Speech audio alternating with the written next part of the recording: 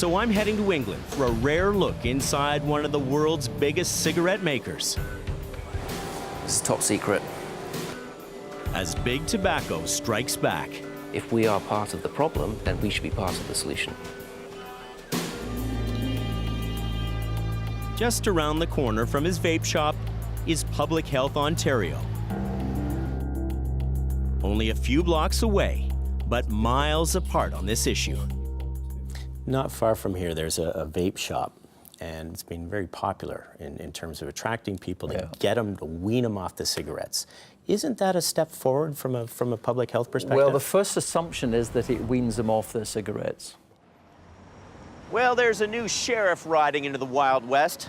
The Liberal government says it will soon table new rules to regulate the e-cig industry. No details yet, just a vague promise to protect kids from nicotine and keep up the fight against big tobacco. But here's the twist. By making nicotine e-cigs legal, the door could be open for big tobacco to get into the game.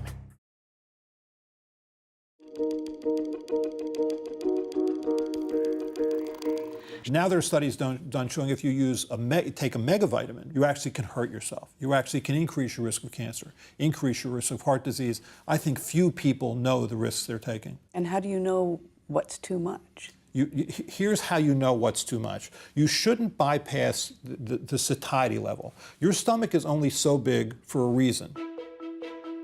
He illustrates the point with 1,000 milligrams of vitamin C. That's one of these tablets. But consider this, the vitamin C in that one tablet is equal to not one, not two, but between 7 and 8 entire cantaloupes.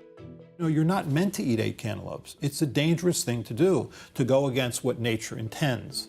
It's even worse, he says, with vitamin E. This capsule contains 1,000 international units. You can also find vitamin E naturally in almonds. But to get the same amount, you'd have to eat a lot of almonds, 1,670 to be precise. Scientific studies have shown that too much vitamin E can be dangerous, especially to men. She's comparing disease rates between those who take vitamin D supplements and those who don't. Final results won't be known for 2 years, but already Manson has concerns.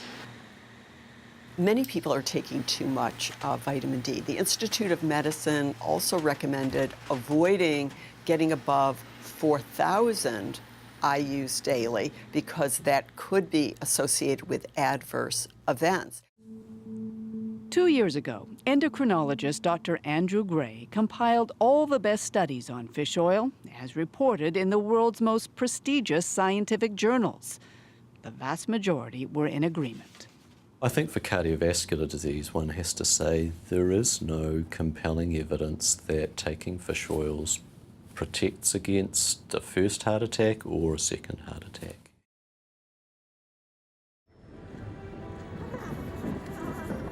Ellen McIntosh was one of the lucky ones. Got a hard-fought settlement from the government in the 1990s, but she says for her it was about a lot more than that. I got the compensation, but for me it wasn't the money, it was the validation that I received, that I wasn't totally crazy, you know, that I was treated the way I was, and it made me do crazy things, but I didn't go in there crazy. Not having our mom was not great, but if you remind her of that, it hurts her too much, you know. And I just have to say, it wasn't you, it was them.